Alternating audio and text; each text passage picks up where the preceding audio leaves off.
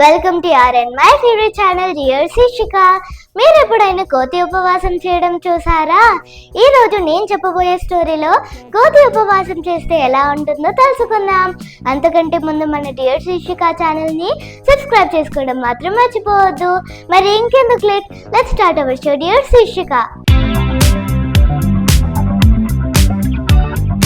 ఒకరోజు ఓ కోతి స్వామీజీ ఉపన్యాసం వినింది. ఆ ఉపన్యాసం కోతికి చాలా నచ్చింది. ఒక పర్వదినాన్న రోజంతా ఉపవాసం చేసి జపం చేయాలని నిశ్చయించుకుంది.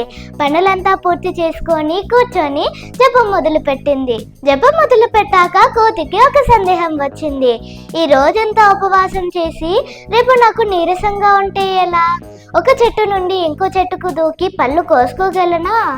ఏం చేయాలప్పుడు అని ఆలోచన వచ్చి వెంటనే జపం చేయడం ఆపింది. వెంటనే లేచి చెట్టు బుట్ట గాలించి మరుసటి రోజుకి సరిపడా ఆహారాన్ని సేకరించి దాన్ని ఒక మూలన భద్రపరిచి మళ్ళీ జపాన్ని మొదలుపెట్టింది. మరికొంతసేపటి తర్వాత కోతికి మరొక ఆలోచన వచ్చింది. ఒకవేళ నాకు నీరసం మరీ ఎక్కువైపోయి నేను నడవలేకపోతే ఎలా?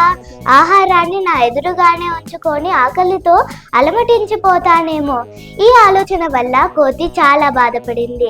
వెంటనే ఆహారాన్ని దాని చేతికి అందుబాటులో ఉంచుకొని మళ్ళీ జపాన్ని కొనసాగించింది. మరికొంతసేపటి తర్వాత కోతికి మరొక ఆలోచన వచ్చింది. ఒకవేళ నేను మరీ నీరసించిపోతే ఎలా? ఆహారాన్ని అందుకొని నోట్లో కూడా పెట్టుకోలేని పరిస్థితి వస్తే అప్పుడు ఏం చేయాలి? అందుకే ఆ ఆహారాన్ని నోట్లో పెట్టుకొని ఉపవాసం చేయాలని అనుకుంది. ఆహారాన్ని అందుకొని నోట్లో పెట్టుకొని జపం మొదలు పెట్టింది. కానీ ఆహారాన్ని నోట్లో పెట్టుకొని జపం ఎలా చేస్తుంది? కాబట్టి కోతి చివరకు ఆలోచించి ఒక నిర్ణయం తీసుకుంది. భోజనాన్ని నోట్లో ఉంచుకోవడం ఎందుకు? ఈ రోజైతే ఏమిటి, రేపైతే ఏమిటి, ఈ ఆహారాన్ని నేను తినవలసిందే కదా. కాబట్టి ఇప్పుడే ఈ ఆహారాన్ని తినేసి కూర్చొని సుఖంగా జపం చేద్దామని అనుకుంది. కోతికొచ్చిన ఈ గొప్ప ఆలోచనకు ఎంతగానో మర్చిపోయి ఆహారాన్ని తినేసి స్వామీజీ ఉపన్యాసం మర్చిపోయి పక్కపరుచుకొని హాయిగా నిద్రపోయింది.